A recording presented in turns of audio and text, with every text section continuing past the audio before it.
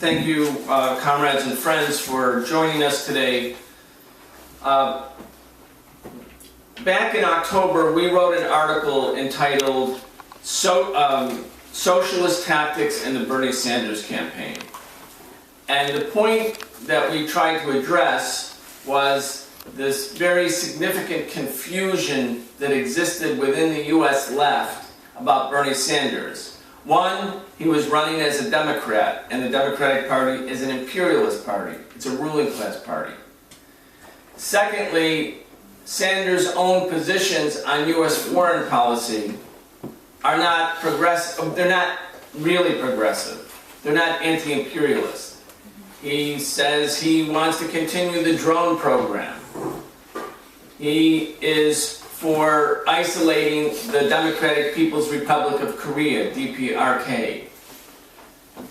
On the question of the Middle East, he's slightly more liberal than Hillary Clinton and says the United States should be even-handed, or somewhat even-handed, when it comes to Palestinians and Israelis, as opposed to standing with the Palestinian people's genuine and just right to be self-determining. It was their land that has been taken from them.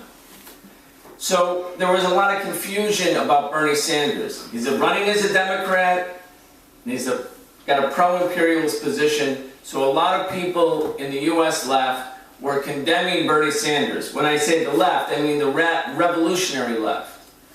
And the point of our article was to say to the left, to the revolutionary left, it's a mistake to just emphasize the bad parts of Bernie Sanders' political program, because what we should recognize is something new is going on in U.S. politics, where hundreds of thousands and perhaps millions of people are standing in an electoral campaign against the Democratic Party establishment and for someone who calls himself a democratic socialist. However he defines that, and he defines it in a way that's different than the way the PSL would define it, but he defines it in a generally progressive way. It means when you go to college, you shouldn't have a student debt. Instead of having $100,000 or $200,000 in debt, college should be free at public colleges. He said health care should be free or affordable, and it should be universal. These are progressive things. They might not be socialism, they're not the seizure of the means of production, they're not the nationalization of the economy, they're not applying socialist principles for a planned economy to entire production, they're not for seizing the banks, but they're progressive and they're good. And millions of people said, if that's what socialism is, then I'm a socialist. And in America, which is the heartland of anti-socialism, the heartland of anti-communism, our point in our October article was that we should emphasize the new opportunities that the Sanders campaign presents for socialists and communists. Why? Because for the last 70 years, since 1945, if you were a communist in the United States, you were demonized, you lost your job. Your party, in the case of the Communist Party, most people now, they know communism is something bad, but they don't know how it became so bad. It became bad because if you were a communist, say in 1949, a member of the Communist Party, which had 100,000 members, all of your leaders went to prison. All of the leaders of the Communist Party went to prison, not because they had committed a crime, but because they were communists, because of their ideas. And thousands of people lost their job, and maybe 10,000 Americans had to flee the country. They moved to Canada or to Europe or somewhere. If you signed a petition for peace during the Korean War between 1950 and 53, and some of the other signers on the petition were communists, then you would be labeled a communist sympathizer, and you would lose your job. America used to have a very strong communist movement and a very strong socialist movement. Very strong. There was not only 100,000 members of the Communist Party, in 1945, there were literally hundreds of weekly and daily socialist newspapers. There were many mayors of American cities who identified as socialists. All of the unions in the United States were formed by communists and socialists. The black civil rights movement of the 1930s and early 40s was led by communists in the main, by black communists. But all of that got wiped out after World War II in the middle of the anti-communist witch hunt that targeted the Soviet Union. If you were a communist after 1945, you were treated as an agent of the Soviet Union, an enemy state, and treated as such. That's why people think communism and socialism is something bad, is because it was criminalized. So we said in October, the Sanders campaign represents a new opportunity, and we should emphasize that. If we go around telling people, oh, he's a Democrat, or he's got a bad position on drone, if that's the main thing that we're emphasizing, we're not able to reach the people who are enthusiastically coming out and supporting somebody who says, I'm a socialist, and says these progressive things. So our point of our tactic, our article, was to turn it. Then we wrote, turn our attention to being sympathetic towards the Sanders campaign, even though we have differences with it. And we have Eugene is running for vice president, and Gloria La Riva running for president, for the Palestinians, supporting DPRK, against the drones, for socialism. We had our own campaign, but we didn't want to be sectarian and just denouncing the Sanders movement as if it was something bad, when in fact it was something very good. Then about 3 weeks ago, we wrote another article called, the second article called Socialist, the Next Stage of Socialist Agitation for the Bernie Sanders Campaign. Because we were anticipating something else was going to happen. And what we were anticipating was that Sanders would start to find a way, if he didn't win the nomination, to tell his supporters, support Hillary Clinton. And we said, now we have to emphasize how wrong that is, what a mistake that is. That means telling this big progressive movement, support not just Clinton, but the favorite choice of the U.S. imperialist, capitalist, militarist system. They don't want Trump. Wall Street doesn't want Trump. The Pentagon doesn't want Trump. They want Hillary Clinton. She is the favored candidate of the big imperialist bourgeoisie. The imperialist bourgeoisie is not against Trump because he's a maniac, because he's a bigot, because he's a racist, because he's a misogynist pig. They can agree with him on most of that stuff. They're against Trump because they know if Trump is president of the United States, from the very first day he takes the oath of office on inauguration day, January 20th, 2017, hundreds of thousands of people are going to be in the streets protesting. The ruling class knows that if their president, the person managing their system, their face, their voice, is somebody who becomes a magnet for mass protest, they don't want that. They want somebody who can kind of keep the masses of people quiet. So they prefer Hillary Clinton. By far. They are working overtime. The Democratic establishment and much of the Republican establishment is against Trump. Trump's support is from below. It comes from the base. It doesn't come from the Wall Street or the bourgeoisie. It comes from below. It comes from sectors of the population who are alienated, who are angry, and who have been appealed to on the basis of naked white supremacy and racism.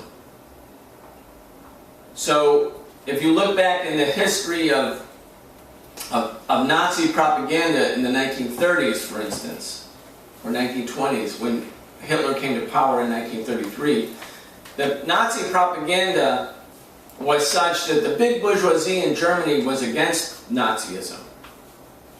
They didn't like Hitler's propaganda. The propaganda was also directed against bankers and against the establishment and against the machine.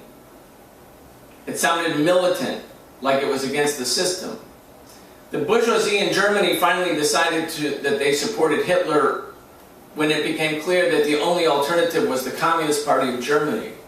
And then they thought, okay, yes, let's have Nazis come in and smash the unions and destroy the left, rather than having the Communist Party come to power in Germany, which would, of course, lead to socialist Germany and the loss of all of the bourgeoisie's property. So at the last minute, the ruling class shifted to Hitler, the German ruling class. That's not the same situation in the United States. The ruling class in the United States does not fear that we are about to seize power, like the German Communist Party could have in 1933. They don't think the left is that strong. They do believe that Donald Trump, though, will become a stimulant for mass protest and mass opposition. So now we wrote that second article, the next stage of socialist agitation, warning the Sanders supporters, don't go into the Democratic Party with him. Don't support Hillary. But something has changed since we wrote that article. We made the point that when Bernie Sanders was saying, we have to do everything we possibly can, we, all progressive people, to make sure that Donald Trump is not president. That seemed to be an indication, a signal, that doing everything you can to defeat Donald Trump meant ultimately supporting Hillary Clinton, right? That's the logic. So that's what it indicated. But something's changed in the last 10 days. And that is, as Sanders won the Oregon primary, as there was the struggle in Nevada when the Democratic Party establishment tried to shut down Sanders supporters, and there was literally like a fight at the convention in Nevada, as it became clear that Sanders could tie Hillary Clinton in Kentucky, as it also became clear that in swing states, in Ohio, Pennsylvania, and Florida, swing states meaning they could go Democrat or they could go Republican, there could be decisive states, that Bernie Sanders actually does much better than Hillary Clinton in a general election matchup against Donald Trump. So Bernie Sanders kept saying, we must do everything we can to defeat Donald Trump in November, but what that means is I should be the real nominee of the Democratic Party, because as the polls indicate, I defeat Trump where Hillary Clinton may not be able to defeat Trump, because such a big part of the population despises the neoliberal policies that she's associated with. And when Sanders started to do this in the last week, there has been, I would say, a massive campaign underway to smash Bernie Sanders. And it's not coming just from the Democratic Party establishment. If you go to The Nation magazine, which is a liberal newspaper, a liberal magazine, very liberal, some of them say they're socialists, they'd say they're to the left of Bernie Sanders. They're now condemning Bernie Sanders and saying if Hillary Clinton does not win in November, it's Bernie Sanders' fault because he tore apart the Democratic Party. So the Sanders campaign is being confronted with this message.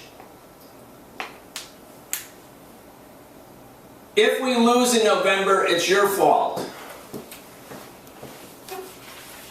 And the only way that you can do anything right now to retain your image so that we don't completely demonize you is to end your campaign and to support Hillary Clinton.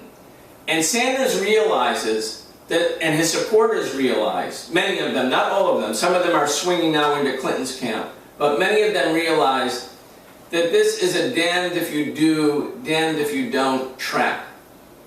Because if Sanders supports Hillary Clinton now, he loses a big part of his base, which is enthusiastic and will not follow him because the Democratic Party establishment has treated them so unfairly. It has been rigged. That's not a rhetorical flourish. He realizes that it's being demanded of him that he throw his support for Clinton at the moment that Clinton and the Democrats are trying to crush him.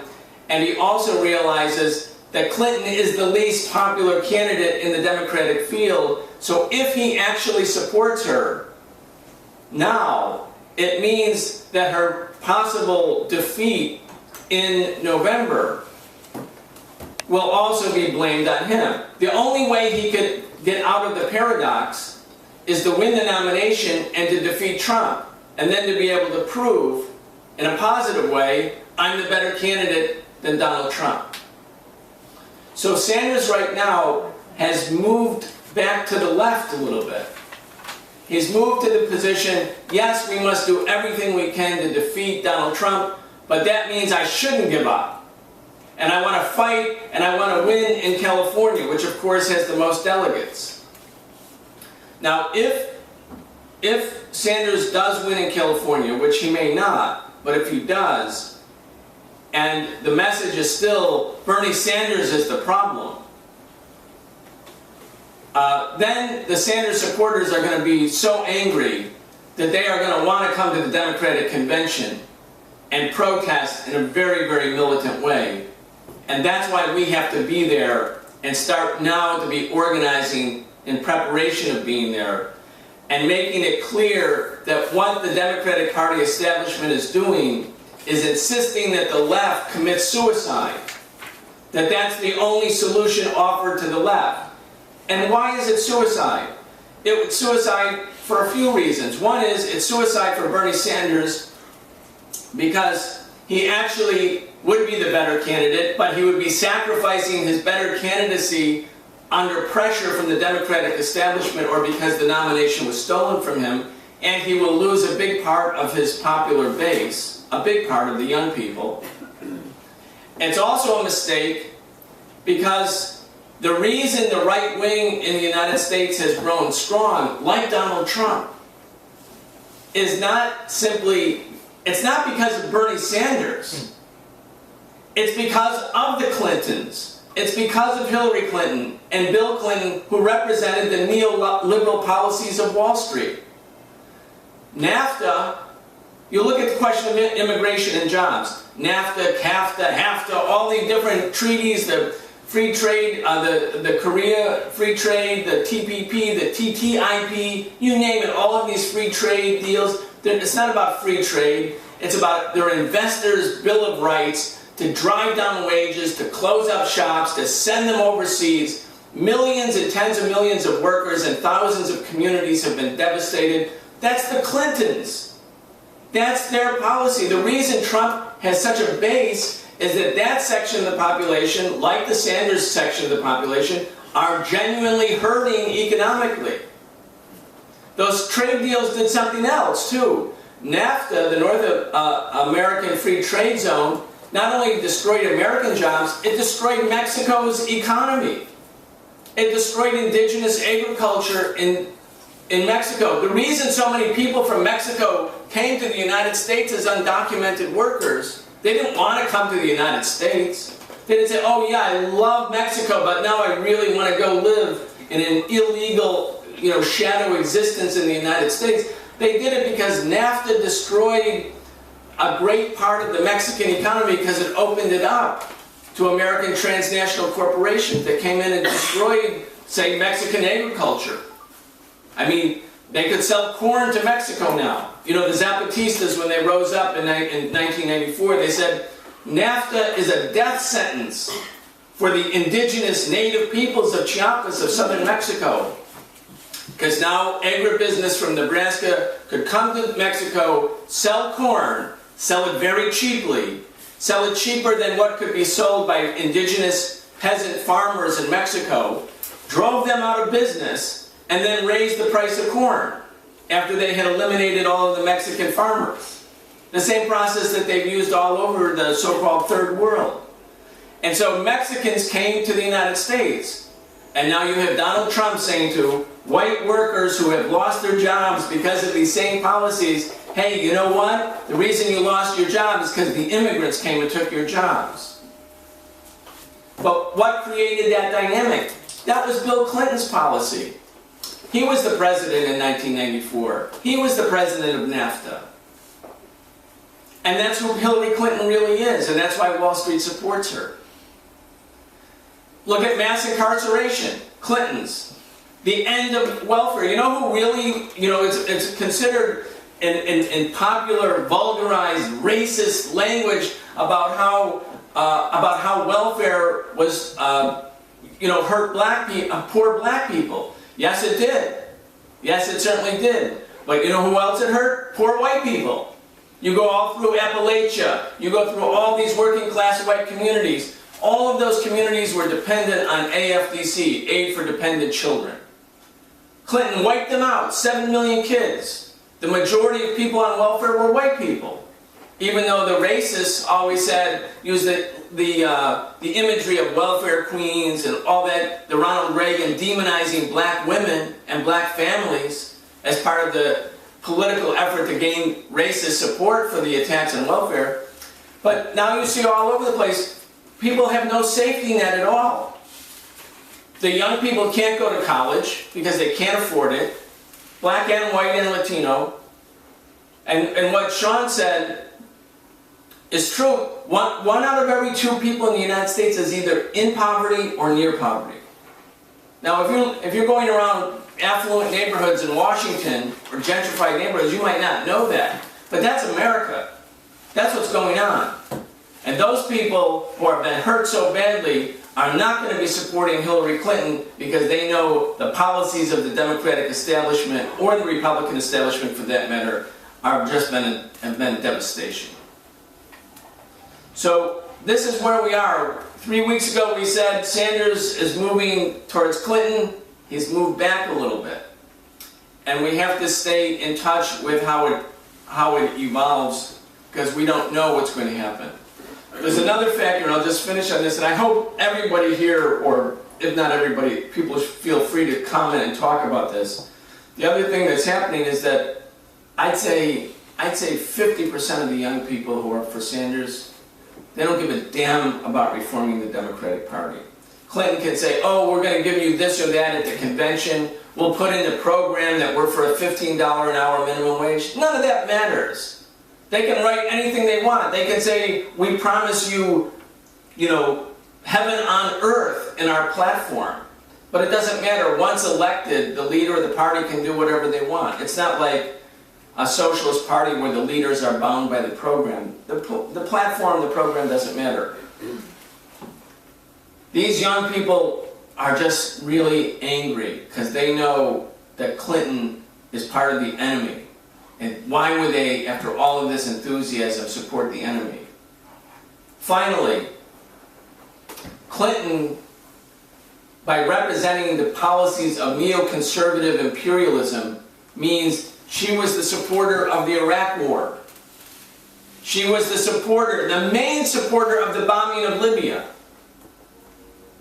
She was the one pushing and demanding the intervention in Syria. Her husband, when he was president in 1999, and when she was the first lady, so-called, they dropped 23,000 bombs and missiles on Yugoslavia. It was they who determined that American policy in Iraq would be regime change, not weapons control, in 1998. I mean, Hillary Clinton is far to the right, actually, in terms of foreign policy, than Donald Trump. Trump says, why are we at war in Syria? Assad, whatever he is, he's not IS, he's not Islamic State.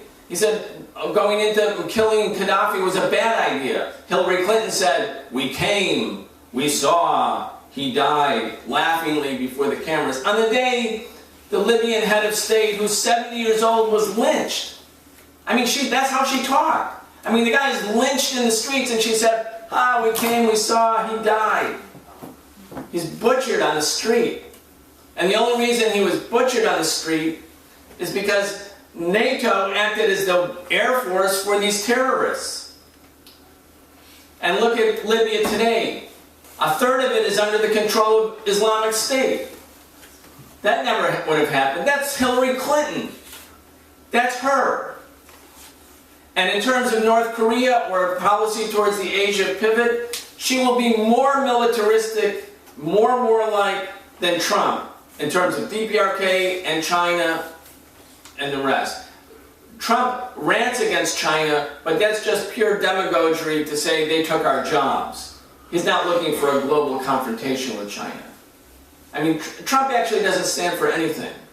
He's just a reality show TV star who can say anything. And as we know, he can change his position overnight. He said, well, I thought about it.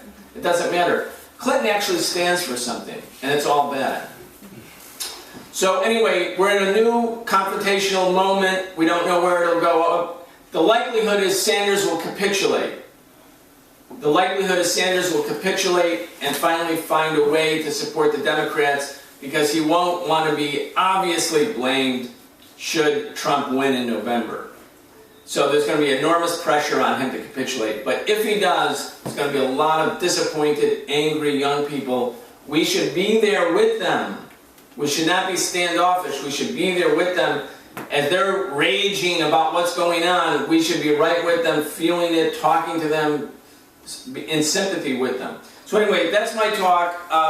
And hopefully everyone, or if everyone spoke, we'd be here all night. But hopefully a number of people feel free to take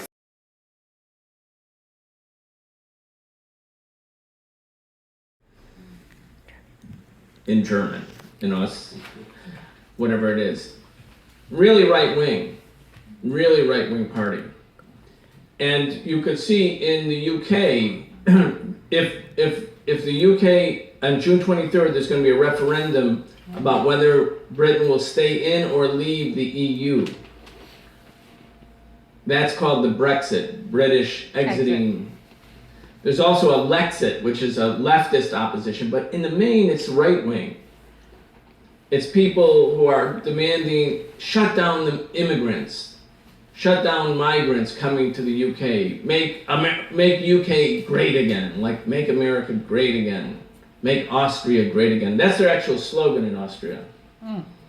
I saw a picture on the Facebook the other day of Mussolini with a baseball cap that looked like Donald Trump's baseball cap, and it said Italy, and the slogan was "Make Italy Great Again."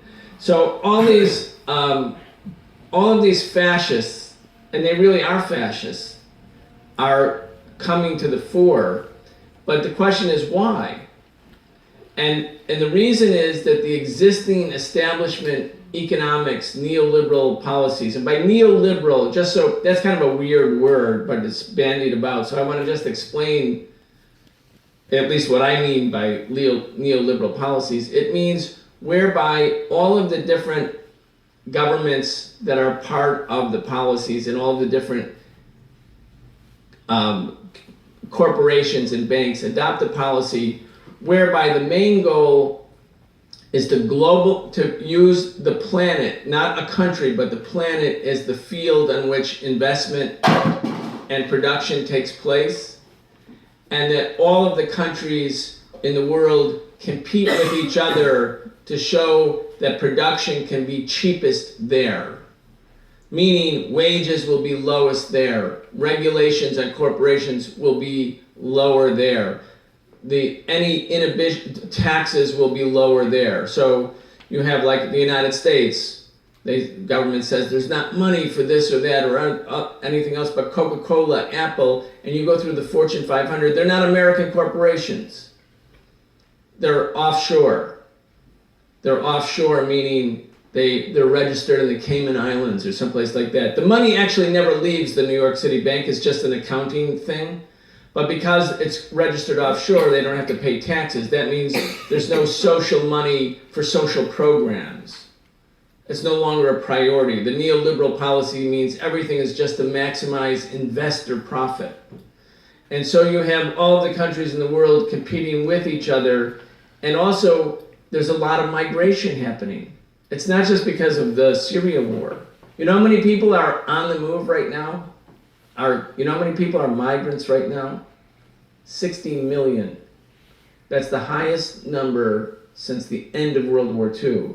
The reason there was a lot of migration in World War II was the violence devastated everybody's country, so people were fleeing the terror of the war. 70 million people died in World War II.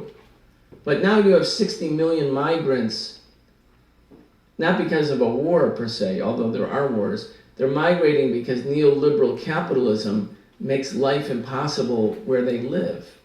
They're leaving their villages, they're leaving their towns.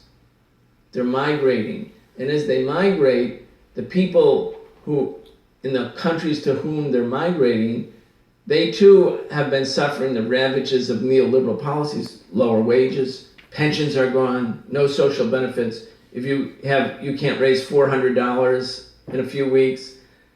And then you have foreigners coming, and they're like, hey, those guys got the jobs. The construction industry, union jobs are gone. The white and black working class construction workers who had those jobs, those jobs might be gone. And they say, well, there's workers from Mexico or Guatemala taking the job. So what's the problem? The problem isn't neoliberal capitalism. The problem is the people who came and took my job. You blame the migrant. You demonize the migrant. You demonize the refugee. Meanwhile, the people who made it all happen, who are making trillions and trillions of dollars, they're just pulling strings and making deals. They don't care. And workers can't see them, but you can see somebody who doesn't speak your language doing a job that you used to have, for instance. So it's easy to target that person, very hard to target the people you don't see, but the ones who are making all the decisions and pulling all the strings, the people with the real money. We don't see the Rockefellers or the DuPonts. They're shielded from public view. So the reason fascism is growing, this is my point, the reason fascism is growing is as a consequence of the neoliberal policies of global imperialism.